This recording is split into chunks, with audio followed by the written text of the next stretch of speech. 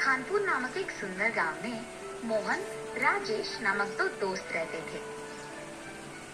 वो दोनों दोस्त उसी गांव में इंदिरा नामक एक आदमी के लॉरियों को चलाते हुए ड्राइवर का काम करते थे।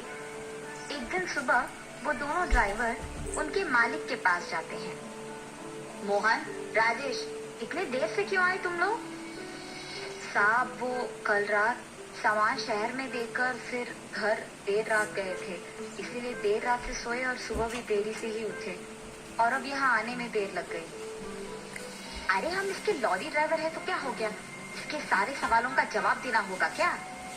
एक ना एक दिन इसके लॉरी लेकर वापस ही नहीं आएंगे हम, तब देखता हूँ ये क्या ही कर लेगा।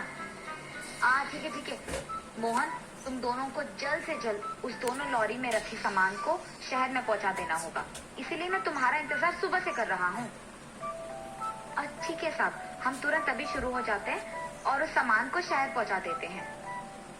ये कहकर दोनों दोस्त लॉरी लेकर वहाँ से शहर की ओर निकल जाते हैं। ऐसे ही वो दोनों हर रोज सामान को शहर पहुंचा देते थे। एक दिन वो दोनों शहर में सामान को पहुंचाकर एक जगह बैठ के बात कर रहे होते हैं। मोहन यार, कितने दिन हम ऐसे ही हमारे मालिक की बात सुनते हुए उसके लिए सामान को शहर पहुंचाते हुए रहेंगे, उसके सवालों का जवाब देते हुए ऐसे कितने दिन चलेगा? हमें हमारे मालिक के पास ईमानदारी से काम करना होगा और खुद से लॉरी खरीदने के लिए पैसे जमाना होगा। तब तक हमें यही काम करना पड़ेगा और मालिक के सवालों का जवाब भी देते रहना होगा। मोहन, ऐसे जमा के लॉरी खरीदने की क्या जरूरत है? अब तो हमारे पास दो लॉरी है ना, बस इन्हीं लॉरियों को हमारे पास रख के मालिक के पास वापस नहीं जाते हैं, तो बस यही शहर में रहेंगे और अपना खुद का काम करेंगे। क्या बात कर रहे हो राजेश तुम? ऐसे हम बेईमान काम थोड़ी करेंगे। हम पे भरोसा रख के हमारे मालिक ने हमें काम सौंप दिया है, उन्हें ऐसे धोखा नहीं दे सकते हम। हमें बहुत मेहनत करके पैसे कमाना होगा और उसी से खुद की लॉरियां खरीदेंगे हम, इसीलिए ऐसी बात आइंदा कभी मत करना मेरे साथ।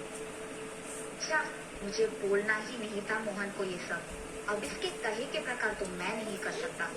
मुझे खुद से लॉरी खरीदने तक इंतजार ही नहीं होगा, इसीलिए मोहन को दिन बताए इस लॉरी को मैं जब वापस शहर ले जाऊंगा, वहाँ से वापस घर नहीं जाऊंगा और मैं शहर में आराम से जी सकता हूँ। हाँ ठीक है मोहन, आइंदा से कभी नहीं सोचूंगा।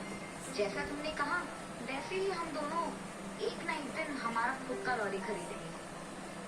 ठीक है, चलो यहाँ से चले जाते हैं। ये कहने पर वो दोनों मिलकर लॉरी को चलाते हुए उनके गांव वापस चले जाते हैं। अगले दिन सुबह दोनों दोस्त लॉरी के पास जाते हैं। मोहन, आज रास्ते में मेरा एक छोटा सा काम है, इसीलिए तुम शहर चले जाओ, मैं वो काम खत्म करके सामान को शहर में पहुंचा दूंगा।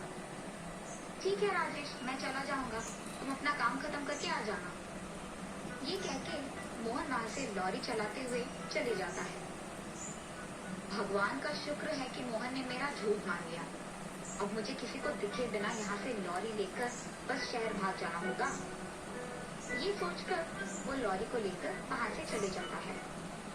मोहन शहर जाकर लॉरी में से सामान उतारकर राजेश का इंतजार करते रहता है। उसका पूरा दिन राजेश के इंतजार करने में ही चला जाता है। ये क्या, सुबह भी हो गई पर राजेश तो यहाँ नहीं आया। कहीं मुझे बताए बिना वो चला तो नहीं गया लॉरी के साथ। अब अगर मैंने ये बात हमारे मालिक को बता दिया तो वो पुलिस के पास जा सकते हैं, इसीलिए मुझे उन्हें बताए बिना अपने दोस्त को ढूंढना होगा। ये फैसला करके वो उसका लॉरी लेके अपने दोस्त को ढूंढने लग जाता है। पूरा दिन वो अपने दोस्त को ढूंढ के शाम को बहुत थक जाता है और वही एक दुकान के पास जाकर बैठ जाता है और इधर उधर देखने लगता है। इतने में उसका दोस्त उसके बगल वाले दुकान में लॉरी को रोककर खाते हुए दिख जाता है और तब मोहन उसके पास जाता है। राजेश, तुम मुझे ऐसे बताए बिना हमारे मालिक को धोखा देकर उसकी ही लॉरी को लेकर ऐसे चले जाओगे, ये मैंने कभी नहीं सोचा था। क्यों तुमने ऐसे किया? शहर में रहने के कारण इसने मुझे ढूंढ निकाला। अब जब इसने देख लिया तो मुझे कुछ ना कुछ बहाना बनाना ही होगा और इसके साथ मालिक के पास जाना होगा। इस बार मुझे कुछ भी करके इतना दूर चला जाना होगा कि मेरा दोस्त भी मुझे ढूंढ नहीं पाए। मोहन, मैं कहीं नहीं चला गया। लॉरी में सामान लिए हुए जब मैं शहर की ओर जा रहा था तो बीच रास्ते थे मेरे सामने और मुझे उनके साथ ले गए। बहुत मुश्किल से मैं उनसे बच पाया हूँ। लॉरी में जब वापस आ रहा